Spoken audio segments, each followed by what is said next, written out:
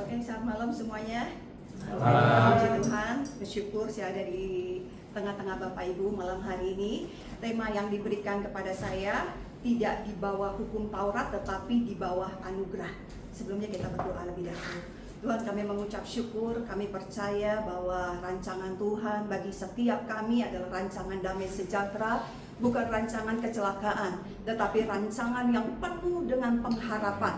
Sebab Tuhan yang kami sembah tidak seperti Tuhan yang lain, tidak seperti apa yang orang katakan tentang Engkau.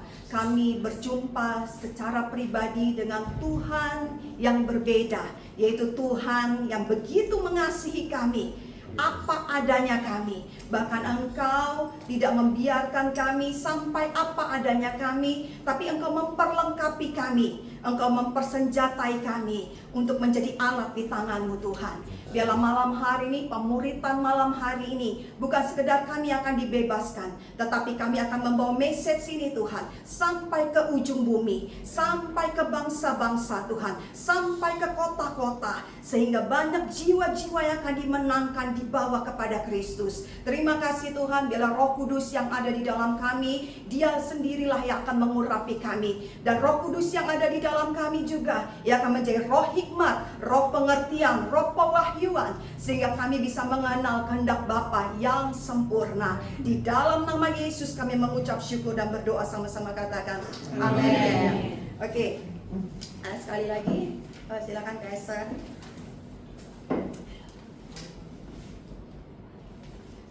Tema yang diberikan kepada saya tidak hidup di bawah hukum Taurat tetapi di bawah anugerah. Untuk ngerti hukum Taurat kita nggak perlu Roh Kudus. Ekstrim nih. Untuk ngerti hukum Taurat kita nggak perlu Roh Kudus, karena setiap agama sudah ngajarin hukum Taurat. Di Alkitab bilang ini, hukum Taurat itu bagaikan pintu yang sudah berabad-abad. Jadi hukum Taurat itu, untuk belajar hukum Taurat nggak perlu Roh Kudus. Tapi untuk ngerti kasih karunia, untuk ngerti anugerah, kita perlu Roh Kudus. Untuk ngerti bahwa Tuhan itu baik, kita perlu Roh Kudus. Untuk ngerti bahwa rancangannya itu sempurna buat kita, bahwa kita ini sudah diperlengkapi, kita ini suci, kita ini kudus, kita perlu Roh Kudus. Karena dunia ngajarin apa? Kalau kamu nggak bisa lakukan ini, kamu berarti kurang. Kalau kamu belum lakukan ini, berarti kamu gak sempurna. Itu yang diajarin oleh hukum Taurat. Tapi malam hari ini, kebenaran membebaskan kita bahwa kita tidak lagi hidup di bawah hukum Taurat. Amin. Tetapi kita hidup sekarang di bawah anugerah. Kita lihat PPT-nya, karena gak bisa di itu, kita lihat PPT-nya ya.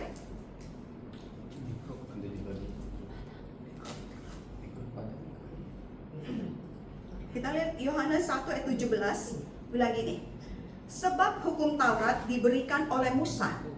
Jadi hukum Taurat diberikan oleh seorang hamba. Saya bisa aja malam hari ini datang, kasih PPT-nya, kasih rekaman suara saya. Tapi saya nggak seperti itu. Tapi saya datang malam hari ini. Artinya saya datang secara pribadi. Lebih personal kan ya? Lebih personal. Sebab hukum Taurat diberikan oleh Musa, oleh seorang hamba. Tetapi kasih karunia dan kebenaran datang oleh Yesus Kristus. Jadi kasih karunia datang secara personal kepada setiap kita. Itu yang dilakukan oleh Tuhan. Dan tidak ada Tuhan yang seperti Tuhan kita. Dia kasihnya itu bukan seperti orang kaya. Saya ibaratnya gini, ibaratnya orang kaya terus bagi-bagi sembako sama orang miskin. Kasihnya random, kasihnya umum, kasihnya rata. Tapi kasihnya Tuhan setiap kita tuh personal. Dia tahu cara jumpai Bapa secara pribadi. Gimana nih ngadepin Bapa dengan karakter yang seperti ini? Dia tahu cara jumpai Bapa secara pribadi seperti apa. Cara dia jumpai Bapa secara pribadi, anugerahnya jumpai Bapa, itu berbeda dengan cara dia ketemuin Bapa. Setiap personal kita punya pengalaman pribadi dengan Tuhan. Kenapa? Karena dia cara datangnya tuh pribadi sama kita. Dan anugerah itu datang melalui Yesus Kristus.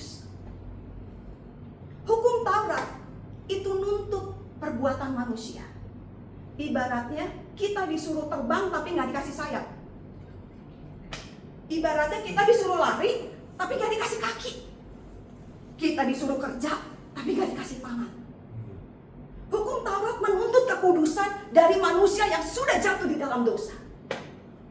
Bayangin Bu, jangankan 613 hukum Taurat, semuanya ada 613 Bu. 10 aja Bu. Saya pernah ikut satu seminar gereja. Kunci keberhasilan 12 kunci keberhasilan gereja. Pulang saya stres, pulang saya ke toilet mau muntah, asam lambung saya naik. Saya bilang, Tuhan, pusing. 5 aja gak bisa, 2 aja susah. Saya anak gembala, waktu itu papa saya punya rancangan, saya harus mewariskan pengembalaannya. Tapi karena satu dan lain hal, saya rasa kakak saya yang lebih cocok pengurapannya di sana, untuk di sana. Jadi saya bilang, Pak, bukan bagian saya. Nanti ibarat pakai sepatu dipaksain nomornya nggak pas, saya lecet. Jemaatnya kesian, saya juga kesian gitu ya. Lalu di masa persiapan itu papa saya modalin saya, kamu ikut nih, bagus nih. Dulu di luar kota, kunci keberhasilan, 12 kunci keberhasilan gereja. 2 aja saya pusing, apalagi 12. Asam lambungnya naik, udah nggak bisa berkata-kata, nggak bisa word saya. Ini 613, 10 aja belum tentu orang bisa lakuin. Tapi Tuhan tuntut manusia untuk lakuin hukum Taurat. Hukum Taurat bilang gini, kalau kamu jauh, aku jauh. Udah kayak lagu tuh. Kamu jauh, aku jauh. Makanya dia kan memang agama Taurat. Kalau kamu berbuat benar, aku berkati. Kalau kamu salah sedikit saja, kamu kena kutuk. Dan yang menyeramkan dari hukum Taurat, niat hati pun nggak benar, kutuk. Orang pikir berzina hanya tidur dengan wanita lain, pria lain di luar istrinya. Tapi hukum Taurat bilang ini, kamu lirik perempuan dan punya pikiran aneh-aneh, udah berzina. Ayo laki-laki, ada yang lolos? Screening test.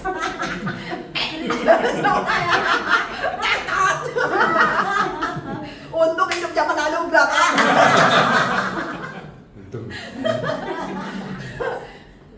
Ini buat ibu-ibu sekarang. Dipikir membunuh itu adalah kita nusuk, kita dongkol, dasar belagu, sombong, mentang-mentang punya sepatu baru, itu udah membunuh. Kutuk. Keluar masuk, bukan diberkati, keluar masuk, kutuk. Naik turun, kutuk. Mau ngumpet di goa, kutuk. Mau jalan ke laut, kutuk. Aduh, betapa bersyukurnya kita sekarang hidup di zaman anugerah. Kalau dipikir-pikir, bisa gak kita lewat? Musa aja gak bisa, Daud aja gak bisa. Tapi hanya satu pribadi yang bisa menggenapi semua tuntutan hukum Taurat. Namanya Yesus.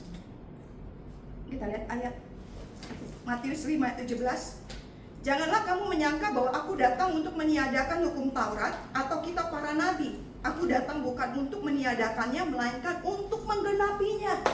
Jadi Yesus datang untuk menggenapi semua hukum Taurat. Hukum Taurat bilang gini, bapaknya yang salah atau mamanya yang salah, maka dosa bapaknya itu, dosa mamanya 3-4 keturunan harus tanggung. Bayangin. Terus anaknya buat salah lagi, nyambung lagi. Dan Taurat itu sampai Yesus datang 1500 tahun. Bayangkan, hidup dalam kutuk. Berdasarkan manusia harus melakukan yang benar supaya dapat sesuai dengan perilakunya. Makanya saya nggak suka lagi setelah saya tahu kebenaran, saya nggak mau sebut diri saya nggak bangga jadi hamba Tuhan. Hati sebagai hamba, no, hamba cuma terima upah, tapi anak terima warisan. Amin. Amin. Hati hamba hanya boleh dipakai sesama rekan sekerja Allah sebagai tubuh Kristus. Tapi hubungan dengan Bapa jangan jadi hamba. Ini aku hambamu. Itu bukan rendah hati. Itu bukan rendah hati. Kita lagi menyangkali diri kita yang sebenarnya. Kita adalah anak. Anak itu terima warisan. Berhak terima warisan. Berhak loh. Bukan hanya pasti terima, berhak minta warisan, kita ada hak. Gitu. Nah, lalu hukum Taurat ini bilang gini, kalau kamu lakukan yang benar, aku akan berikan. Kalau tapi kamu nggak lakukan yang benar, kamu akan kena kutuk. Hukum Taurat bilang bahwa kalau kamu salah, orang tua salah, anak harus nanggung 3-4 keturunan. Tapi dikasih karunia, dianugerah, Allah tidak lagi mengingat setitik pun dosa kita. Dia mengampuni seluruh pelanggaran kita. Bersih, remisi, bersih, total. Diputihkan. Wah, kalau yang biasa utang pajak tuh kalau saya putihkan saya.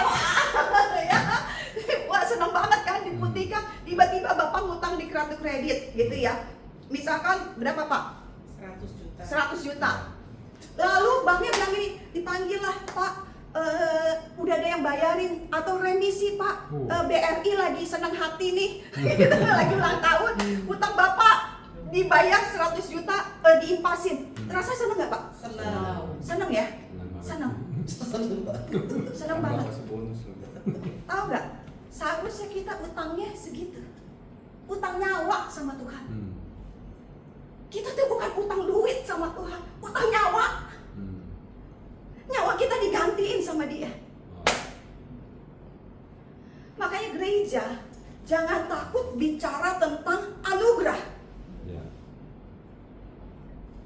Kita kan pasti punya komunitas lagi di luar ini, kita punya gereja masing-masing. Jangan takut bicara tentang kasih karunia Tuhan. Kalau ada yang bilang, justru kalau kita nggak ngajarin hukum Taurat, nanti jemaat semuanya pada nggak bermoral, gitu ya, pada seenaknya. Nih baca, yuk Bapak Ibu, yuk. Nggak ada di PPT, tadi saya di jalan ketemu. Terus dia lagi ingatin Roma 6 ayat 14, coba kita baca ya. Roma 6 ayat 14. Sebab kamu tidak akan dikuasai lagi oleh dosa. Justru kamu tidak akan dikuasai lagi oleh dosa, karena kamu tidak berada di bawah hukum Taurat, tetapi di bawah kasih karunia, tapi di bawah anugerah. Justru seseorang bisa lepas dari addicted yang gak baik ketika dia hidup di bawah anugerah. Justru gini ya, kenapa Injil itu dibilang kekuatan Allah? Karena isi Injil itu, message dari Injil itu adalah pribadi tentang Yesus yang sudah menggantikan hidup kita, dan kebenaran itu diberikan buat kita. Kalau kasih karunia menuntut, tetapi di dalam anugerah kita menjadi seorang penerima. Kebenaran itu disediakan sama Tuhan. Kebenaran, kekudusan itu sebagai pemberian dari Tuhan. Dan di anugerah ini kita belajar menjadi seorang apa? Receiver. Amin. Bukan hanya believer, tapi receiver. Dulu saya pikir jadi orang Kristen tuh makanya disebut believer, percaya. Tapi juga kita belajar receiver. Kenapa belajar jadi seorang penerima, Bu? Karena sudah terlalu banyak yang Yesus sudah sediakan buat kita melalui kematiannya di kayu salib. Waktu kita percaya, kita nerima. Itu udah otomatis. Believe and receive. Harus jadi seorang penerima. Bayangkan, Bapak seorang ayah yang kaya. Bapak mau dong, amin ya. Oh, amin banget Pak. Duit tuh nyusul Pak. Yang penting mentalnya dulu, imannya dulu Pak. Bener ya? Iya kan? Paradigmanya dulu Pak. Karena uang itu energi Pak. Kalau belajar metafisika, uang itu energi. Jadi uang itu ngikuti cara kita mikir. Orang pikir uang itu akan ngikuti cara kita kerja. Kalau memang kerja keras itu bisa menghasilkan duit, tukang beca itu yang paling kaya di kolong langit ini. Betul. Tukang itu paling kaya. Tapi kalau perhatikan cara kerja uang kerja itu dimulai dari cara mikir tentang uang, spesifik tentang uang. Bagaimana kita harus belajar bagaimana cara uang itu bekerja. Cara uang itu bekerja. Jadi dia kan kalau di metafisika itu kita mikir apa bisa menarik apa kan? Bisa menirik apa? Sama juga apa yang kita pikirkan itu yang akan terjadi. Apa yang kita ucapkan itu yang akan terjadi. Sebenarnya itu dari firman. Kalau kita mikirnya ini nggak cukup, itu yang akan terjadi nggak cukup. Itu cara mikirnya salah satunya. Tapi gereja sering ngajarinnya cuma kamu kalau mau diberkati kamu nabur. Selalu kuncinya nabur gitu ya. Itu benar, tapi itu baru satu bagian. Tapi cara pikir tentang uang bekerja, bahwa ngucap syukur, memperkatakan sebelum uang itu datang, tapi seolah-olah itu sudah datang. Itu sebuah, kita sedang menciptakan sebuah realita. Markus 11 ayat 24 itu mengucap syukur, maksudnya berdoalah seolah-olah kamu sudah menerimanya. Nah itu kita sedang menciptakan realita. Nah ditambah dengan perkataan, kita ciptakan di pikiran seolah-olah kita sudah menerima, kita ucapkan, dan uang itu sebuah energi, itu akan ngikutin gitu, gitu. Nah jadi balik lagi tadi, sebab kamu tidak akan dikuasai lagi oleh dosa karena kamu tidak berada di bawah hukum Taurat tapi di bawah kasih karunia.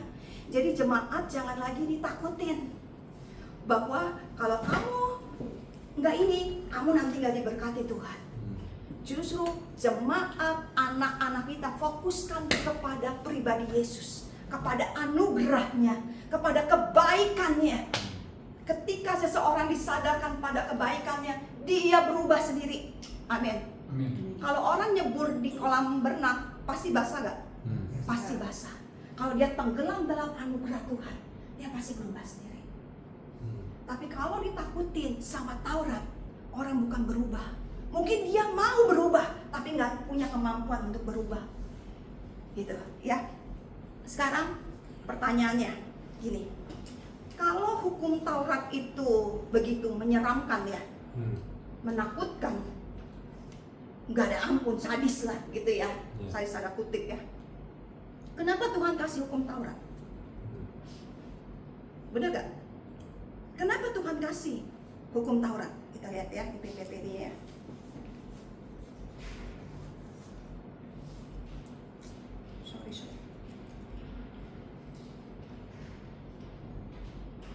Di Keluaran 19 ayat 3-8. Dari Musa mendaki gunung itu untuk bertemu dengan Allah, Tuhan berbicara kepada Musa dari gunung itu dan menyuruh dia mengumumkan kepada orang Israel, keturunan Yakub, kamu sudah melihat apa yang kulakukan terhadap orang Mesir dan bagaimana aku membawa kamu kepadaku di tempat ini dengan kuasa yang besar, seperti burung Raja Wali membawa anaknya di atas sayapnya. Sebelumnya saya mau cerita dulu bahwa Keluaran 19 ini terjadi sebelum hukum Taurat diberikan ya. Sebelum hukum Taurat diberikan, Tuhan bilang dia tuh seperti dibawa oleh burung Raja Wali gitu ya. Lanjutnya, khusus untuk diriku sendiri, dan kamu akan melayani aku sebagai imam-imam apa nih? Kepada, coba bisa baca gak Bapak Ibu? Saya nggak mau kacamata lagi. Maka turunlah Musa mengambil para pemimpin supaya berkumpul, lalu diceritakannya kepada mereka segala sesuatu yang diperintahkan Tuhan kepadanya. Mereka semua menjawab dengan serentak, kami mau melakukan segala yang dikatakan Tuhan. Dan jawaban itu disampaikan kepada Musa, kepada Tuhan. Lalu kata Tuhan kepada Musa, aku akan datang kepadamu berselubung dengan awan yang tebal. Orang-orang akan mendengar aku berbicara kepadamu, dan mulai saat ini mereka akan selalu percaya. Jadi perjalanan bangsa Israel dari Mesir sampai ke Gunung Sinai itu berapa banyak kali dia komplain? Banyak. Soal nggak ada minum, komplain. Soal nggak ada makanan, dia komplain. Marah nggak Tuhan? Tuhan hukum nggak? Enggak. Karena kenapa? Dibilang gini, kamu melihat apa yang kulakukan terhadap orang Mesir dan bagaimana aku membawa kamu kepadaku ke tempat ini dengan kuasa besar seperti burung Raja Wali membawa anaknya di atas sayapnya. Sekarang kalau kamu taat kepadaku, yang saya lihat dari ayat ini aja ya, Keluaran.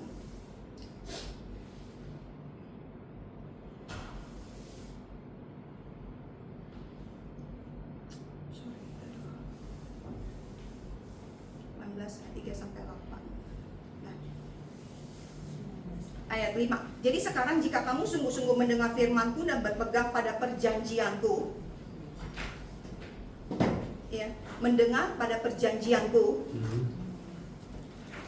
maka kamu akan menjadi harta kesayangan-Ku sendiri dari antara segala bangsa, sebab Akulah yang mempunyai seluruh bumi, ya. Bla bla bla bla bla ke bawah, ya. Nah, perjalanan dari Mesir ke Sinai.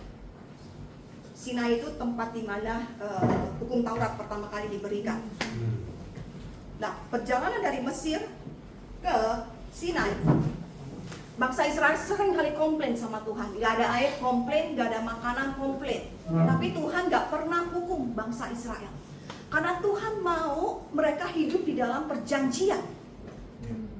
Perjanjian apa? Mereka ingat, waktu bangsa Israel keluar dari Mesir, mereka diselamatkan dengan darah anak domba. Tuhan mau ikat perjanjian, sebenarnya perjanjian anugerah buat mereka. Tuhan mau kasih perjanjian anugerah buat mereka. Tapi apa yang mereka bilang? Ayat 8. Lalu bangsa itu menjawab bersama-sama, segala yang difirmankan Tuhan akan kami lakukan. Lalu Musa pun menyampaikan jawaban itu kepada bangsa itu kepada Tuhan. Tuhan mau kasih perjanjian anugerah buat mereka, di mana dosa mereka tidak diperhitungkan. Tapi bangsa Israel bilang, semua yang kamu perintahkan akan kami lakukan. Kalau Bapak Ibu baca ayat selanjutnya, Keluaran 20, hukum Taurat diberikan. Tuhan bilang, makan ini. Makan ini. Lakukan ini. Kamu bilang kamu mau lakukan? Makan ini. Dikasih pertama 10. Dikasih 10. Lalu ternyata ada tambahan ya. Hukum itu tuh ada hukum Taurat yang hanya berlaku untuk di Israel saja, ya, untuk adat istiadatnya. Tetapi pakem yang utamanya itu adalah 10. Esensinya 10 hukum Taurat. Kamu bilang kamu mau lakukan, aku kasih 10. Hukum Taurat salah gak? Enggak. Hukum Taurat jelek gak? Enggak. Hormati orang tua mana jelek? Bener gak, Bu? Ya kan? Mengingini barang orang lain, bener kan? Benar. Tapi hukum Taurat sifatnya hanya seperti cermin. Kalau kita ngaca, ada kotor di wajah kita, cerminnya bisa ngebersihin kita gak? Enggak. Cermin hanya bisa menunjukkan kotor di wajah kita. Hukum Taurat hanya bisa membuat kita sadar, oh aku dosa itu, oh aku salah itu, aku kurang itu. Sehingga orang fokusnya kepada diri sendiri, bukan fokusnya kepada Kristus. Tapi sekarang jangan biarkan, jangan sampai kita udah lulus keris, udah belajar pemuritan, tapi masih tersisa sedikit Taurat dalam hati kita. Aku kurang diberkati karena aku kurang rajin nih. Kurang ini. Aku karena kurang ini nih. Kurang ini, masih kurang ini.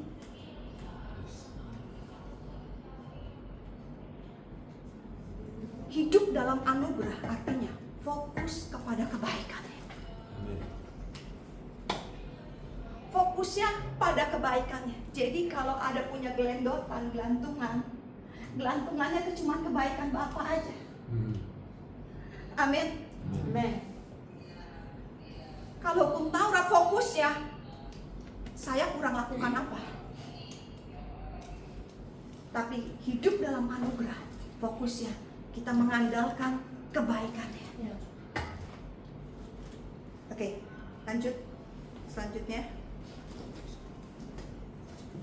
2 Korintus 3 ayat 6 sampai 9.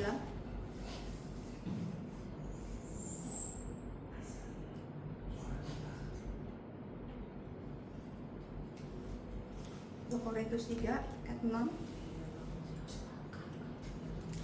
Ialah membuat kami juga sanggup menjadi pelayan-pelayan dari suatu perjanjian baru yang tidak terdiri dari hukum yang tertulis, yaitu hukum Taurat, tetapi dari roh. Apa itu roh? Kenapa itu roh? Karena roh memberi kehidupan. Sebab hukum yang tertulis, hukum Taurat mematikan. Jadi kita jangan ngajarin anak kita pakai Taurat. Kalau masih kecil, ya bolehlah Taurat. Disiplin. Iya, bukan Taurat ya Bu ya. Disiplin, benar. Disiplin, bukan Taurat. Tetapi hukum yang tertulis mematikan, tetapi roh menghidupkan. Pelayan yang memimpin kepada kematian terukir pada huruf, pada loh batu. Namun demikian, kemudian Allah menyertainya waktu ia diberikan. Sebab sekalipun pudar juga cahaya muka Musa begitu cemerlang, sehingga mata orang-orang Israel tidak tahan menatapnya. Jika pelayanan itu datang dengan kemuliaan yang demikian, betapa lebih besar lagi kemuliaan yang menyertai pelayanan roh seperti kita sekarang ini. Sebab jika pelayanan yang memimpin kepada penghukuman itu mulia, betapa lebih mulianya lagi pelayanan yang memimpin kepada pembenaran. Kalau Musa saja yang mendapatkan hukum Taurat, dia mengalami kemuliaan, impartasi kemuliaan Tuhan yang begitu luar biasa sampai bangsa Israel nggak tahan lihatnya. Tapi ketika dia turun, dia lihat kesalahan orang Israel, dia bilang, kamu salah ini, kamu salah, kamu nggak boleh gini, kamu nggak boleh gitu. Kemuliaan yang kita terima sekarang jauh lebih besar ketika kita pelayanan roh. Pelayanan roh apa? Pelayanan anugerah. Pelayanan berdasarkan kasih karunia Tuhan. Kita bukan lagi menyampaikan tentang Bu, nggak boleh gini Bu. Firman Tuhan bilang begini Bu, nggak boleh, harus begini Bu, gini. Tapi fokuskan orang kepada Kristus, apa yang Tuhan sudah buat untuk hidupnya. Bu, kata firman Tuhan, hidup ibu seperti ini loh. Ibu tuh berharga. Ibu tuh putrinya, kesayangannya. Kalau Yesus aja dia kasih buat ibu tuh anak, ibu tuh terima warisan Bu. Ibu tinggal percaya dan terima Bu. Hikmat Tuhan sudah ada dalam ibu tinggal tanya hikmat Tuhan, apa yang saya harus lakukan Tuhan untuk pekerjaan yang selanjutnya, untuk bisnis yang selanjutnya Tuhan, supaya usaha saya lebih berkembang. Bagian ibu itu udah percaya dan terima. Daripada kamu harus rajin, kamu sih males. Orang dimales-malesin, nggak tambah rajin. Bener nggak? Orang dimales-malesin, dibodoh-bodohin, bukan tambah pintar. Kenapa banyak anak pemberontak? Padahal mamanya ngajarinnya bener nggak? Kok dipikir-pikir mah bener, jangan males, bener nggak? Jangan bodoh, jangan sembarangan, jangan lelet, bener. Tapi karena spiritnya itu. Tapi kalau dibalik, nah kamu anak pintar loh, anak cerdas loh. Yuk kita berangkat cepetan yuk, karena udah waktunya. Kita bisa pakai mengubah dari paradigma kita, cara paradigma kita dibalik shifting seperti itu. Jadi kalau Musa begitu mengalami kemuliaan Tuhan, apalagi kita yang bergerak di dalam pelayanan roh. Semua kan pasti ini akan memuridkan kan? Amin. Bapak Ibu akan memuridkan, dan Bapak Ibu sedang bergerak dalam pelayanan roh. Kemuliaannya jauh lebih besar. Kok nggak kelihatan, nggak seperti Musa terangnya? Saya punya pembantu, dia pertama kali waktu dengar saya main gitar di dalam kamar, Dia pikir saya lagi nyanyi sama laki-laki. Ya, dia pikir saya ada laki-laki 2 orang lagi nyanyi bareng saya, lagi nyanyi. Tapi yang dia dengar apa? Suara apa? Tapi saya berasanya sendiri aja, saya nyanyi sendiri. Yang dia dengar apa? Suara malaikat. Buat orang dunia, kita tuh begitu cemerlangnya, begitu cemerlangnya. Tapi sesama kita nggak bisa kelihatan nih. Sama-sama terang. Tapi orang gelap, iya. Orang gelap yang digelap bisa lihat terang, bisa terang. Nah, kita nih sedang memancarkan kemuliaan Tuhan. Cuma kita belum aware aja, belum sadar aja. Ya, amin. Jadi jangan biarkan, bukan hanya kita tahu bahwa kita hidup sekarang di bawah hukum Taurat, ini cuma jadi pelajaran, tapi jangan biarkan sedikit pun. Dan ini proses sih, saya tahu ini proses. Makanya kabar baik ini terus harus diberitakan dan kita terus belajar. Jangan pernah bosan belajar tentang kabar baik. Karena Taurat ini seperti tembok yang sudah berabad-abad, seperti pintu gerbang yang sudah berabad-abad. Itu dia udah bercokol, tertanam. Jadi itu mesti dicabut layer per layer, lapis per lapis. Paradigmanya itu mesti lapis per lapis. Sampai, tapi saya percaya setiap kali lapisan itu terbuka, itu karena ada pewahyuan yang baru yang kita terima. Amin. Ya, setiap pintu gerbang terbuka, satu lapis terbuka, itu karena didahului oleh pewahyuan. Tanpa pewahyuan tidak ada paradigma yang terbuka. Dan setiap ada paradigma yang terbuka ada terobosan. Pasti ada terobosan di area itu. Yang dimana kita dibebaskan, di situ ada terobosan. Oke, Tuhan berkati. Oke, kita berdoa yuk. Kami percaya benih ini tidak akan pernah sia-sia Tuhan. Benih ini akan membawa kehidupan bagi setiap kami. Di dalam nama Yesus kami berdoa, benih ini hidup, tumbuh dan berbuah dalam hidup kami. Haleluya, amin.